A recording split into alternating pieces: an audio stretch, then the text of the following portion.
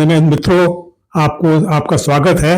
मेरा नाम ए.के. गुप्ता है और आप लोगों को हम रामचरितमानस के विषय में आज चर्चा करने वाले हैं, जिसके अंदर में किस तरह से वो रामचरितमानस हम लोगों के जीवन में एक दूसरे को हेल्प कर सकता है। इसके लिए हमने आमंत्रित किया हुआ है हमारे वी.के. शर्मा जी को, जो वाइस प्रेसिडेंट थे ग्रासिम इंडस्ट्रीज में, और उन्होंने बहुत गहन अध्ययन किया हुआ है धार्मिक ग्रंथों का। डीपली इस सब्जेक्ट के बारे में जानते हैं और बताएंगे हमको कि हम अपने जीवन को उत्कृष्ट बनाने में इन ग्रंथों का कैसे उपयोग कर सकते हैं। शर्मा जी। गुप्ता जी, आपने रामचरितमानस की बात की, तो रामचरितमानस में 7 कांड हैं। सबसे पहले बालकांड, फिर अयोध्या कांड, और 5वां जो कांड है वो है सुंदरकांड। उसके बाद लंका कांड, उसके बाद उत्तरकांड। तो उसमें सभी में हमारे जीवन से उत्कृष्ट बनाने की शिक्षाएं भरी हुई हैं, और वर्तमान में लोग सबसे ज्यादा सुंदरकांड को पढ़ते हैं। सुंदरकांड को बहुत युवा भी पढ़ते हैं, युवतियां भी पढ़ती हैं, और आज समाज के सभी लोग सुंदरकांड की बात करते हैं।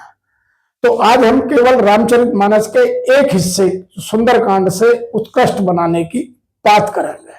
बाकी तो पूरी जो रामचरितमानस है वही लिखने का बाबा तुलसीदास जी का उद्देश्य ये था कि वो हम सबको उत्कृष्टता की ओर ले जाएं, समाज में उत्कृष्टता फैलाएं, समाज के जीवन स्तर को उत्कृष्ट बनाएं।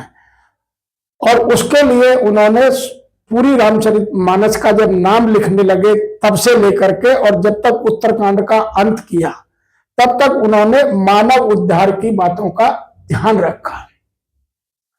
इसीलिए उन्होंने रामचरितमानस नाम रखने की जो विधा थी उसका उल्लेख करते हुए लिखा है कि मैं रामचरितमानस का नाम मानस इसलिए रख रहा हूं कि मुझसे पहले वाल्मीकि जी ने रामायण लिखाया है नाम, और राम अयन की बात रामायण में है कि रामचंद्र जी का जो घर है वह रामायण है, कि जिसमें राम के चरित्र की, उनके परिवार की, उनकी राजकाज की व्यवस्था की बात की गई है।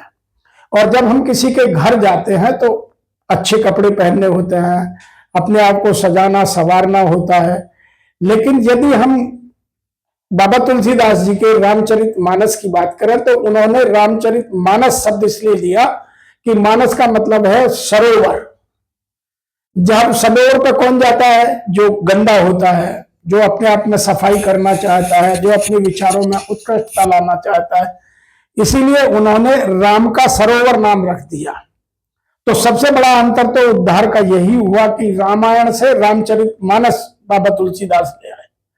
दूसरी बात, उन्होंने यह कहने की कोशिश की है कि हर सरोवर के कुछ घाट होते हैं। तो रामचरितमानस में बाबा तुलसीदास जी ने 4 घाटों की प्रमुखता से व्याख्या की है। अब 4 घाट कौन से हैं जो मानव के जीवन में उत्थान की बात करते हैं? पहला घाट है जिस घाट पर बात कर रहे हैं शिव और माता पार्वती, वो जीवन को उत्कृष्ट बनाने की बात करते हैं। और शिव ने जब माता पार्वती जी को रामचरित या रामायण या राम की कथा सुनाई तो उन्होंने उन चीजों का चित्रण किया जिससे समाज में अच्छी व्यवस्थाएं पैदा की जा सकती हैं। अब दूसरा घाट, क्योंकि घाट तो चारों तरफ होता है सरोवर के, दूसरे घाट पर उन्होंने बैठाया है याज्ञवल्क्य जी और भारद्वाज जी को, जहां भारद्वाज जी और याज्ञवल्क्य जी के बीच संवाद होता है और समाज को उत्कृष्ट बनाने की बात की जाती है। और तीसरे घाट पर उन्होंने बैठाया है काकभुसुंडी जी और गरुड़ जी को, जहां काकभुसुंडी जी गरुड़ जी को राम जी की कथा सुना रहे हैं और मानव को उत्कृष्ट बनाने की सारी विधाओं का वर्णन कर रहे हैं। और चौथे घाट पर तुलसीदास जी खुद बैठे हैं कि जहां यदि कोई चीज उन तीनों संवादों में छूट जाए तो तुलसीदास जी उसका करेक्शन करते हैं। इसीलिए जब हम इन चारों घाटों को देखते हैं तो हमें लगता है कि हमें जहां जो चीज अच्छी लगे वहां से उठा लेनी चाहिए, क्योंकि जैसे हम किसी नदी में या किसी सरोवर में जाते हैं तो हम वहां अपना कपड़ा भी धो सकते हैं, वहां नहा भी सकते हैं, अपने शरीर को भी साफ कर सकते हैं, अपने वस्त्रों को या जो हमारे साथ और सामग्री है उसको भी सुदृढ़ कर सकते हैं। इसी तरह से रामचरितमानस में इतना ज्ञान उन्होंने चारों घाटों के माध्यम से भरा है कि हमारे जीवन की चाहे वो आर्थिक समस्याएं हो, चाहे सामाजिक समस्याएं हो, चाहे व्यक्तिगत समस्याएं हो, चाहे पारिवारिक समस्याएं हो, सबका उत्तर देने की कोशिश बाबा तुलसीदास जी ने रामचरितमानस के माध्यम से दी है। अब जैसा कि मैंने आज आपको कहा कि आज हम सुंदर कांड से हम अपने जीवन को उत्कृष्ट कैसे बनाएं, उन विषयों की चर्चा करेंगे। तो सुंदर कांड में जब हम पढ़ते हैं तो इन चारों घाटों का वर्णन आता है। कहीं प्रभु शिव माता पार्वती के माध्यम से कोई बात कहते हैं, कहीं याज्ञवल्क जी और भारद्वाज जी का संवाद से हमें समझाने की कोशिश की जाती है। तो उसी को आज समझते हैं। सबसे पहला जो सुंदर कांड में हमारे मानव जीवन को उत्कृष्ट बनाने की बात कही गई है वह है आत्म अनुशासन, कि हम अपने तरीके से अपने आप से अपने अनुशासन को कैसे ठीक करें। जैसे आज वर्तमान में एक सबसे बड़ी समस्या आ गई है कि हम अपने जीवन जीने की कला भूलते जा रहे हैं। हमारे हिंदू माइथोलॉजी में यह कहा गया है कि सुबह जल्दी उठना और शाम को समय से सो जाना, लेकिन आज वर्तमान में बच्चों को देखिए या युवा पीढ़ी को देखिए, वो सुबह देर से उठेंगे और रात को देर तक जगेंगे। तो सबसे पहले हमें अपने जीवन में अनुशासन लाने के लिए, अपनी दिनचर्या को ठीक करने के लिए इन चीजों को ठीक करना है। दूसरा जो सुंदरकांड में बात कही गई है, जो इससे भी अधिक समझदारी की है कि हम अपने जीवन में आत्मनिर्भर बना। उसमें सुंदरकांड में बहुत सारे उदाहरण हमें दिए गए हैं। तीसरा, जहां से सुंदरकांड का पहले ही चौपाई या दोहा शुरू होता है, वहां से हम आज यदि उठाएं तो वहां जामवंत जी के वचन हनुमान जी को अच्छे लगे। उसका तात्पर्य यह है कि हम बुजुर्गों के अनुभव और युवाओं की शक्ति को यदि एक साथ मिला दें तो समाज में उत्कृष्टता ही उत्कृष्टता फैलेगी। आज युवा यह सोचता है कि मेरे फादर ने या हमसे पहली पीढ़ी ने शायद कुछ किया नहीं। यदि वह उसके अनुभव से अपने ज्ञान में वृद्धि करे तो वह वृद्धि कई गुना होगी, उत्तरोत्तर वृद्धि हो जाएगी। और उसी क्रम में बाबा तुलसीदास जी ने यह भी समझाने की कोशिश की है कि हमारे विचारों में स्थायित्व होना चाहिए, क्योंकि वहां उन्होंने जो पहली चौपाई में उन्होंने जब हनुमान जी ने छलांग लगाई है तो उन्होंने किस पर चढ़कर लगाई है? प्लेन मैदान से नहीं लगाई है, पहाड़ का जिक्र किया है कि कौतुक बस हनुमान जी पहाड़ पर चढ़े। कौतुक का मतलब वहां उत्साह से है। हमारे जीवन में उत्साह होनी चाहिए, उमंग होनी चाहिए, आनंद होना चाहिए। हम कोई भी काम करें तो ये तीन चीजें यदि हमारे जीवन में जुड़ी हुई है, पहला उत्साह, उमंग और आनंद, उसके बाद साहस और निडरता, तो हमें सफलता अवश्य मिलेगी। तो हनुमान जी ने वहां यह बात बाबा तुलसीदास जी के माध्यम से हमें बताने की कोशिश की। दूसरी बात, पहाड़ की स्थिति सदैव स्थिरता की होती है।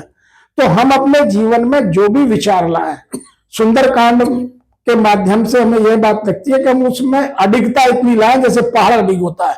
पहाड़ को सरकाया नहीं जा सकता, इसलिए विचारों को बार बार नहीं बदला जा सकता। आप जो भी एक विचार बना लें या अपने जीवन में कोई संकल्प ले लें, तो पहाड़ हमारी संकल्प शक्ति को बड़ा बनाने का वहां प्रदर्शन करता है, दिखाता है।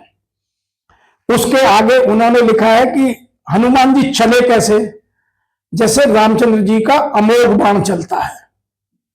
तो हमारी गति इतनी ज्यादा होनी चाहिए कि उसमें किसी तरह की भी कोई रुकावट ना आए। हम जब भी किसी काम को करें तो उसकी प्लानिंग इतनी अच्छी कर लें कि उसमें किसी तरह की भी कोई रुकावट नहीं आनी चाहिए। उन रुकावटों को पहले से ही दूर कर लें या उनके प्रति हम सावधानी बरत लें तो हमारा जीवन बहुत सुंदर बन सकता है, उत्कृष्टता आ सकती है।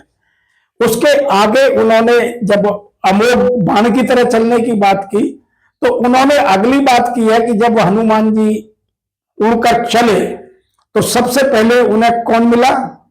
सुरसा। सुरसा का वर्णन इसलिए जरूरी है कि सुरसा का जो रामचरितमानस में या सुंदरकांड में वर्णन किया गया है वह हमें यह समझाने के लिए है कि हम जब भी किसी काम के लिए जाएं तो हमारे घर वाले या हमारे जान पहचान वाले हमारी स्किल सेट को या हमारी कॉम्पिटेंसी को जज करना चाहते हैं कि हम जो काम करने जा रहे हैं वो काम को हम पूरा कर पाएंगे या नहीं कर पाएंगे, तो उतनी मेरी कॉम्पिटेंसी या मेरा ज्ञान का स्तर या मेरी विधाएं या मेरी कलाएं या मेरी सामर्थ्यताएं या मेरी दक्षताएं कुशलताएं उतनी है या नहीं है। तो जो सुरसा है वह उस ज्ञान को चेक करने के लिए हनुमान जी के पास गई और उन्होंने उनका कई तरीके से निरीक्षण करने की कोशिश की।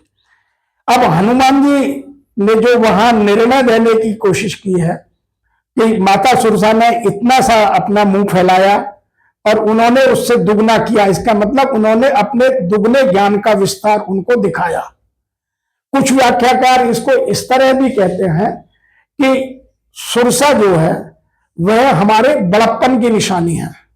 जैसा कि लोग कहते हैं कि बाबा तुलसीदास जी ने पूरा रामचरितमानस उपमाओं पर लिखा है, तो उन्होंने यहां हमारे ज्ञान की उपमा सुरसा के माध्यम से हमारे किस्से की है जो हमारे जीवन में बड़प्पन है। तो बड़प्पन में यदि कोई आपकी थोड़ी सी या मेरी कोई थोड़ी सी बड़ाई करेगा तो मैं फूल के कुप्पा हो जाता हूं, मुझे और बड़ाई चाहिए।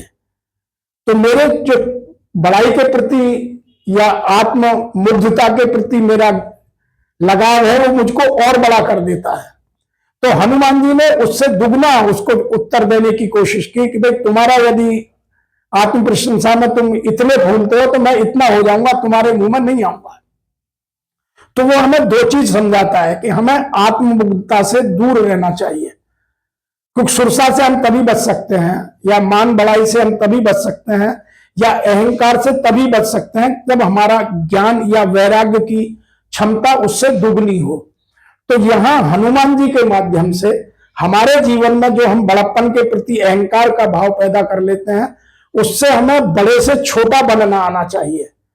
इसीलिए बाबा तुलसीदास जी ने यहां लिखा कि जस जस सुरसा बदन बढ़ावा, उससे दुगना हनुमान जी करके दिखाते हैं। तो आपका ज्ञान का स्तर इतना अधिक हो कि वह कभी भी आप में अभिमान ना आने दे, घमंड ना आने दे, क्योंकि जहां घमंड आ जाता है वहां ज्ञान चकनाचूर हो जाता है, खत्म हो जाता है। इसलिए घमंडी जीवन में कभी भी सफल नहीं हो पाते। उसके आगे जब हनुमान जी चलते हैं तो उनको मिलती है, उनको बीच में मिलते हैं मैनाक पर्वत, और मैनाक पर्वत उनसे कहते हैं कि आप इतनी दूर से उड़कर आ गए, आप थक गए होंगे, आप आराम कर लीजिए। तो यहां जो मैनाक पर्वत है, मैनाक पर्वत हमारे जीवन में तीन तरह का यहां उपमाओं के माध्यम से समझाने की कोशिश की है। मैनाक होता है सोने का पहाड़, तो वो वेल्थ है कि जो हमारे जीवन में यदि किसी के में बहुत सारी वेल्थ इकट्ठी हो गई है तो उस वेल्थ का हमें भरोसा कर कभी भी कंफर्ट जोन में नहीं जाना चाहिए। हनुमान जी ने मैनाक पर्वत को क्या कहा है कि मुझे तो पहले प्रभु का काम करना है और तब मैं आराम करूंगा, जब तक राम का काम नहीं हो जाएगा मैं आराम नहीं कर सकता। इसका मतलब आज के परिप्रेक्ष्य में यह है कि हमें कभी भी कंफर्ट जोन में नहीं रहना है, हमें हमेशा सक्सेस जोन में जाना है। तो उन्होंने मैनाक पर्वत को हाथ लगाया और अपनी आगे की यात्रा पर निकलने की तैयारी कर निकल गए। तो वो हमारे जीवन में आज युवाओं को यह ज्ञान देने की कोशिश की जा रही है कि आप कभी भी इस वेल्थ के चक्कर में अपने आप को कंफर्ट जोन में मत करिए, आप हमेशा सक्सेस जोन में रहिए। यदि सफलता पाना है तो आपको कंफर्ट को छोड़ना ही होगा। जैसे हनुमान जी ने मैनाक पर्वत को केवल हाथ लगाकर नमस्कार करके आगे चले गए। तो हमारी जो वेल्थ है या जो हमारी सुख सुविधा है वो हमारे लिए बाधक ना बने, जैसे वहां हनुमान जी के लिए मैनाक पर्वत बाधक नहीं बना। आगे जब मैनाक पर्वत से आगे गए तो उनको मिलती है सिंहिका, और सिंहिका हमारे जीवन में जो रोल प्ले करती है वही रोल हमारे जीवन में द्वेष करता है, जेलिसी करती है, जलन करती है, छल करता है, कपट करता है, क्योंकि वो हमें दिखाई नहीं देता लेकिन हमारे विचारों में जुड़ा रहता है। और वहां सिंह की क्या खूबी है कि सिंह की उसे पक्षियों की परछाई तो समुद्र में दिखती है लेकिन सिंह की परछाई किसी को नहीं दिखती, इसलिए वो किसी को नजर नहीं आती। इसलिए हमारे जीवन में जो जेलिसी है, जो द्वेष है, जो किसी के प्रति जलन है, जो छल है, कपट है, केवल मैं अपने मन से समझ सकता हूं, बाहर वाला नहीं समझ सकता। तो वो हमें उसे सिंह की तरह समझकर अपने जीवन से उखाड़कर बाहर फेंक देना चाहिए। यह शिक्षा है। जीवन को उत्कृष्ट बनाने के लिए जब आप समुद्र से हनुमान जी सिंह को भी मारकर आगे गए तो सबसे पहले लंका की तरफ जाने पर उनको मिलती है लंकनी। वो वहां पहरेदारी कर रही है और हनुमान जी से कहती है कि तुम चोर की तरह कहां इतना छोटा रूप बनाकर लंका में घुस रहे हो, तुम जानते नहीं यहां की पहरेदार मैं हूं और मैं यहां कुछ भी घटित होगा तो मैं उसे पकड़ लूंगी। तो लंकनी हमारे जीवन में हमारी जो शंकाएं हैं, हमारे जो मन में खुद के में शंकाएं पैदा होती है समय समय पर, उसका रोल प्ले करती है कि हम अपने मन में खुद ही प्रश्न करते हैं, खुद ही उनमें उलझ जाते हैं और खुद ही उनको दूर नहीं कर पाते हैं। इसीलिए लंकनी को उन्होंने मारा नहीं है, इसलिए शंकाएं कभी मारी नहीं जाती। शंकाएं, एक शंका खत्म होगी तो दूसरी शंका पैदा हो जाएगी। तो हमें इस माध्यम से बाबा तुलसीदास जी ने यह समझाने की कोशिश की है कि आप कभी शंकाओं को मारिए मत, आप शंकाओं को साइडलाइन कीजिए और अपने सफर पर आगे चलिए। वहीं एक और बहुत अच्छा प्रसंग आता है कि जब हनुमान जी ने लंकनी में मुक्का मारा तो लंकनी के मुंह से खून निकला और उसने यह कहा कि मुझे ये बात ब्रह्मा जी ने समझाई थी कि जब तुम्हारे किसी कपी के, किसी बंदर के मुक्का मारने से तुम मूर्छित हो जाओ तो समझना लंका का या राक्षस जाति का सर्वनाश हो जाएगा। वह इस बात का द्योतक है कि जब हमारी शंकाएं समाप्त होने लगती हैं तो हमारी सफलता स्वयं ही हमारी तरफ आने लगती है और बुराइयां स्वयं दूर होने लगती हैं। क्योंकि जैसे जैसे मेरी शंका दूर हो जाएंगी तो मेरा आत्मविश्वास बढ़ेगा। हमारे आत्मविश्वास को कम कौन करता है? हमारी शंकाएं।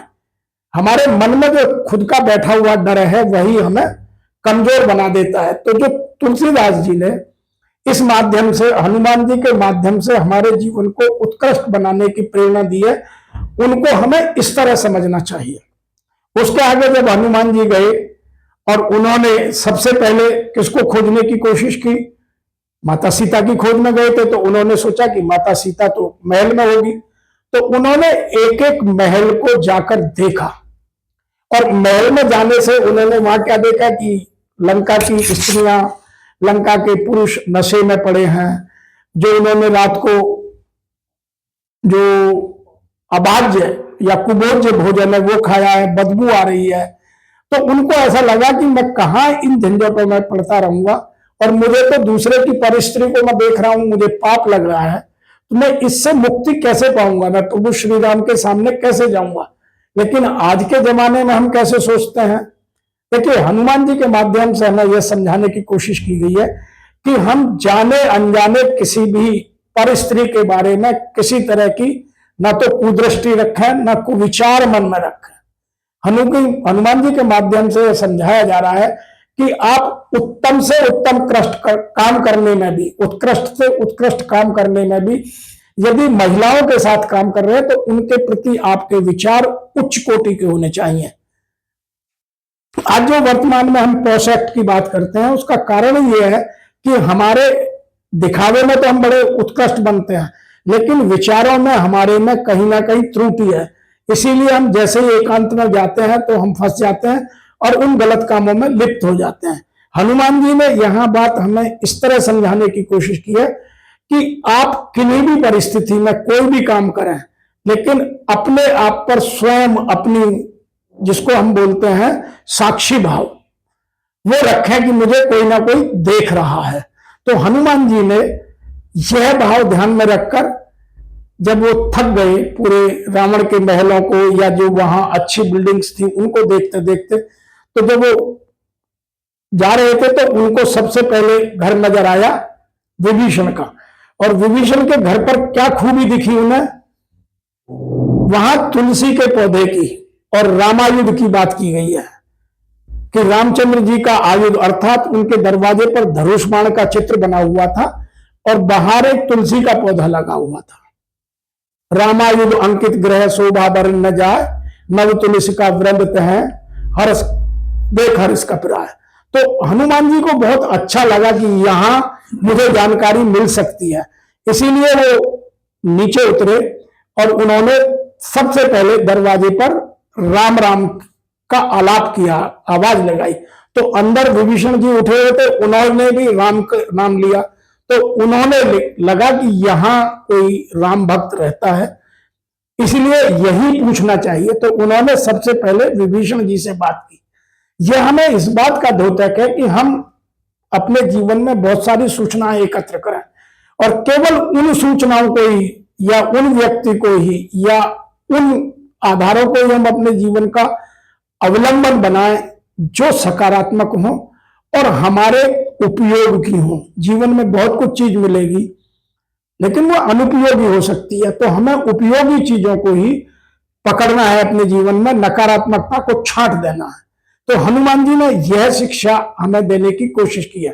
फिर उन्होंने उनके हालचाल पूछे और फिर उन्होंने रामचंद्र जी के बारे में बताया। तो विभीषण जी ने कहा कि मैं तो बहुत तुच्छ हूं, मैं तो असुर घर में पैदा हुआ हूं, मुझे कहां प्रभु श्री राम अपनी शरण में लेंगे। तब उनकी इस हीनता के भाव को, कई बार हम में सब में हीनता का भाव आ जाता है, हम अपने आप को छोटा समझने लगते हैं। तो हनुमान जी ने उसके इन हीनता के भावों को दूर करने के लिए अपने आप को और छोटा बना लिया। उन्होंने कहा आप क्या बात कर रहे हैं, आप तो मानव भी हैं, आप तो असुर हैं, मैं तो कपि हूं। और कपियों के बारे में तो ऐसा कहा जाता है कि यदि किसी बंदर के सुबह सुबह किसी को दर्शन हो जाए तो पूरे दिन उसे खाना नहीं मिलता। तो हम तो इतने हीन हैं, यदि भगवान ने, श्री राम ने हमें अपनी शरण में ले लिया या सकारात्मकता ने नकारात्मकता दूर कर दी, तो आप भी यदि वहां जाएंगे तो आपकी भी जितनी भी ये नकारात्मक विचार है ये स्वतः दूर हो जाएंगे। तो उन्होंने उनकी काउंसलिंग की और काउंसलिंग का पहला प्रिंसिपल यही है कि सबसे पहले हम सामने वाले के मन में जो नकारात्मक विचार हैं, जो हीनता के विचार है, जो तुच्छता के विचार हैं, जो उसको लगता है कि मैं तो इस संसार में कुछ भी नहीं हूं, मैं तो बहुत छोटा हूं, पहले उन विचारों को दूर करें। और यही एम्पैथी और सिंपैथी का डिफरेंस हमें दिखता है। हनुमान जी ने यहां विभीषण जी के प्रति सिंपैथी नहीं दिखाई, उन्होंने उसके उसी स्तर पर जाकर एम्पैथी के भाव से कि तुम छोटे नहीं हो, तुमसे छोटा तो मैं बहुत हूं, मैं तो कपि जाति का हूं, वानर हूं, उछल कूद करता हूं, पेड़ों पर रहता हूं, समाज से मेरा दूर दूर तक नाता नहीं है, जब मेरा भला हो सकता तो आपका भी हो सकता है।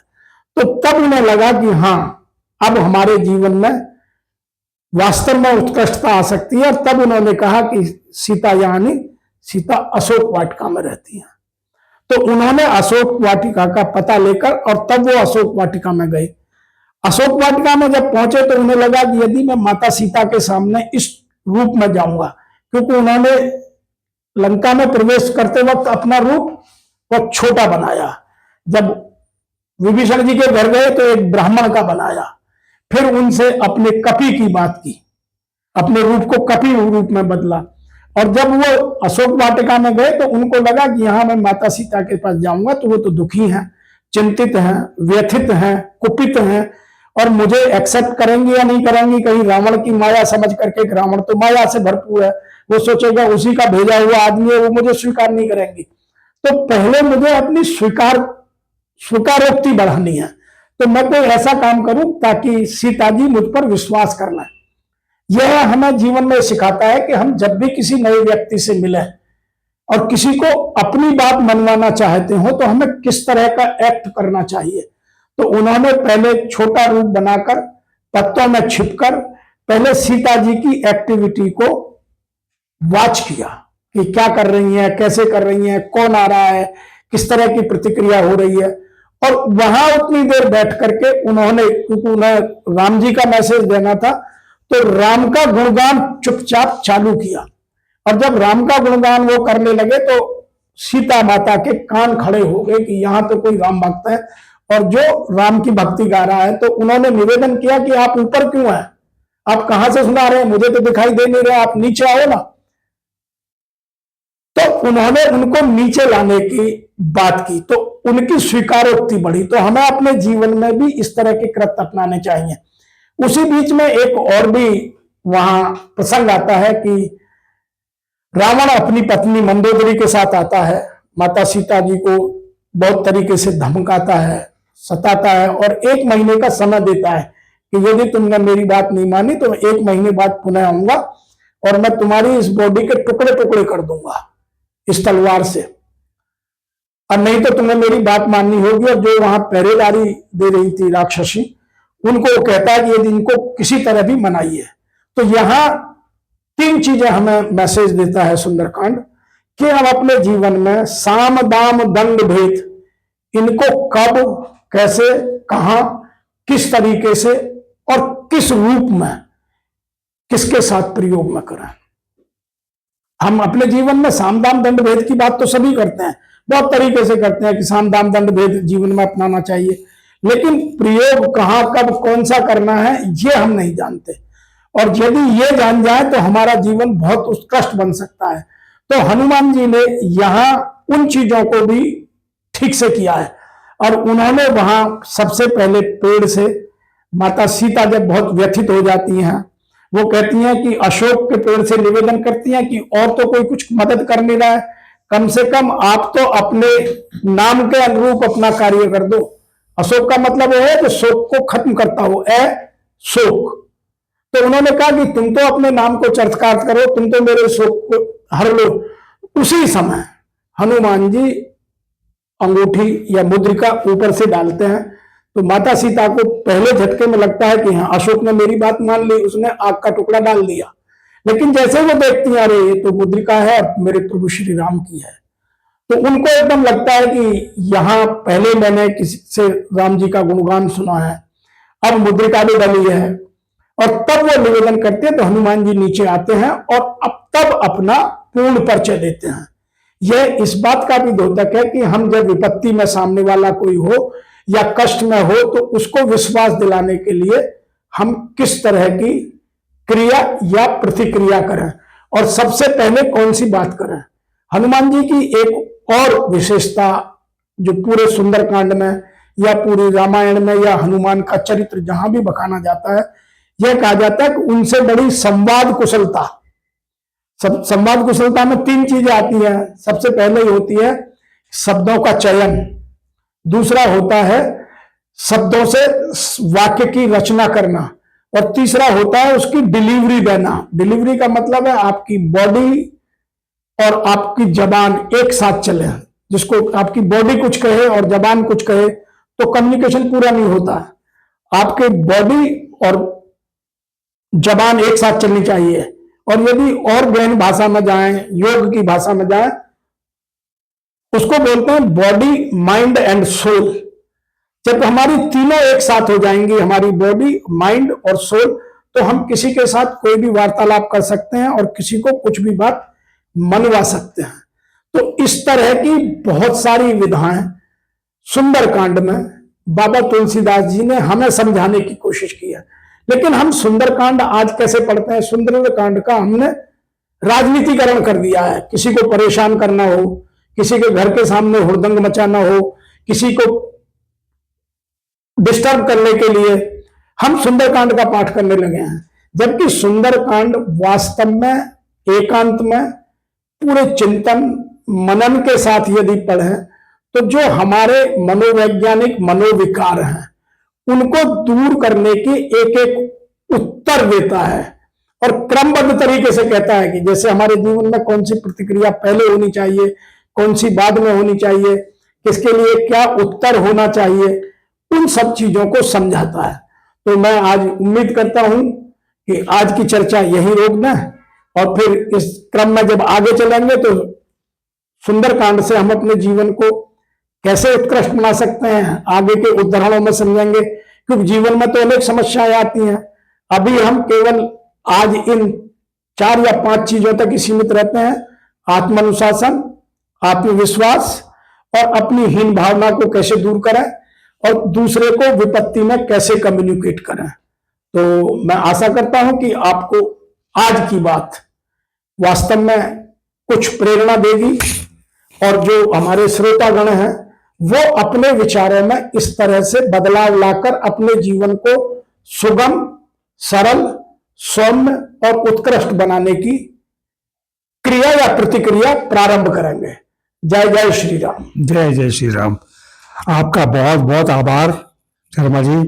आपने ऐसी चीजें बताई जो हमको बिल्कुल भी नहीं जानते थे और हमारे लिए एकदम नई थी। आपके इस विचार से हमारा बहुत ही सौभाग्य है जो आपने हमें ये सब बातें बताई और हम इनको अपने जीवन में उतारने की कोशिश करेंगे और आपका बहुत बहुत धन्यवाद। श्रोतागण, आपका बहुत बहुत आभार। आप लोग आए। आपको अगर कोई भी क्वेश्चन है तो आप हमें लिख करके भेज दीजिए और हम उसका अगले संस्करण में उनका आंसर देंगे। धन्यवाद। आप सब लोगों का आभार है, आप लोग आए। आपसे निवेदन है कि आप अपने परिवारजनों को इस पर जोड़ें और उनको आमंत्रित करें ताकि हमारे इस प्रोग्राम का लाभ सबको मिल पाए और उनके भी क्वेश्चंस जो होंगे, उनके जीवन से संबंधित जो क्वेश्चंस होंगे उनको हम आंसर करेंगे। ये हमारा प्रयास रहेगा। धन्यवाद।